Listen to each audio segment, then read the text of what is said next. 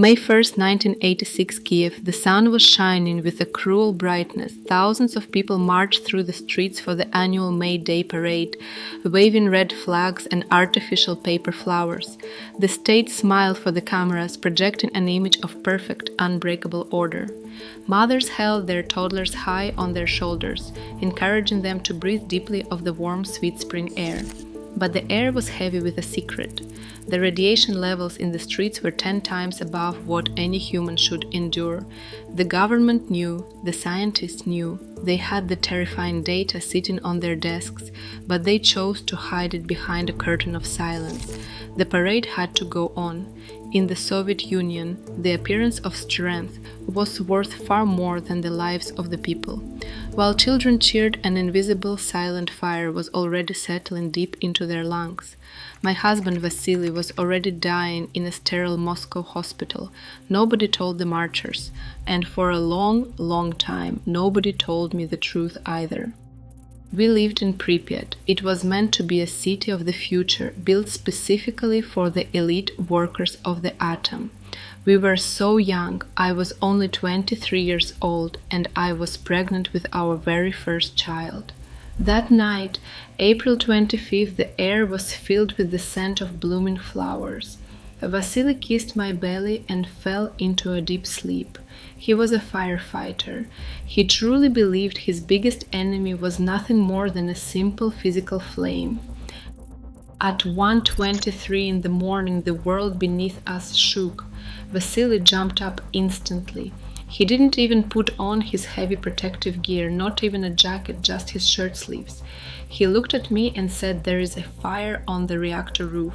I will be back by tomorrow morning. Go back to sleep, Lyuda." I stood by the window and watched him go. The sky was filled with a beautiful, shimmering pink light. A column of glowing energy shot directly into the stars, pulsating with colors I had never seen in nature. It looked like a miracle, but it was actually the Earth's core, exposed, naked, and screaming into the night. People gathered on their balconies to admire the light show. They had no idea they were watching their own death sentences being written across the stars. By morning, the city smelled sharply of ozone. A strange metallic taste coated our mouths. By noon, the soldiers arrived in heavy gas masks, their armored vehicles churning up clouds of radioactive dust. They told us over the loudspeakers in a calm, robotic voice, "There has been a slight radiation accident. For your safety, we are evacuating for exactly 3 days. Bring nothing but your documents and a small amount of food."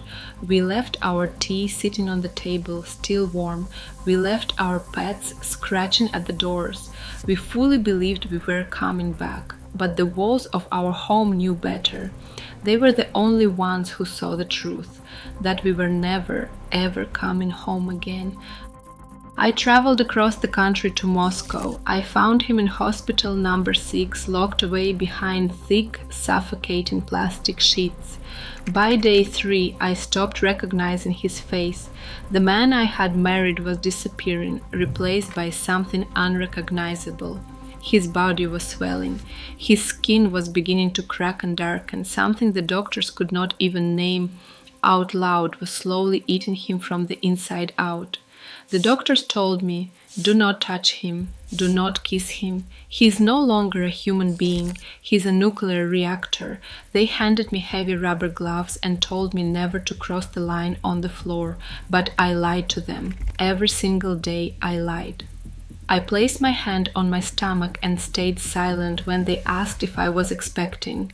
I did not tell them about the baby because I could not bear to let him die alone in a cold room made of plastic.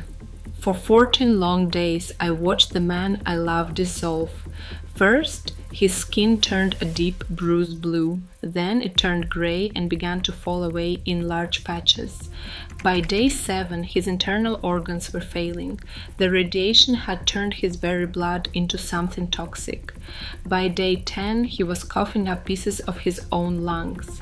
The pain was so unimaginable that even the strongest morphine could not touch it. I saw other men in the long dark hallways, the liquidators, young boys who had been sent to the roof of the reactor with nothing but lead aprons and hand shovels. They called them biorobots. They were told they were heroes of the state. But in this hospital they were just ghosts. They sat on the floor, their hair falling out in thick clumps, staring at nothing. The state had used them like disposable tools and then discarded them in this quiet tomb. The state officials stood in the hallway with their clipboards, constantly checking their watches. They were not there to help the dying. They were there to study them like laboratory animals. They recorded the rate of the body's decay. They took cold, clinical notes on the screams. My husband was not a patient to them. He was a specimen of science. On the 13th day, he reached out and grabbed my hand. I didn't care about the gloves anymore. He looked at me with eyes that were no longer his own. He whispered, "Lyuda, did you see that beautiful pink sky?" I told him, "Yes, Vasily, it was the most beautiful thing I have ever seen." He smiled. That was the last thing he ever said to me. He chose to remember the miracle, not the fire. Vasily died on the 14th day. They wrapped his body in plastic and buried him in a zinc casket, soldered shut forever. Then they lowered it into the earth and covered it with thick layers of concrete. They had to. He was radioactive. Even in death, he was a threat to the living. A man who had given everything to save his country was buried like hazardous waste. 2 months later, I gave birth. My daughter lived for only 4 hours. She looked like a perfect little angel, but her heart could not beat.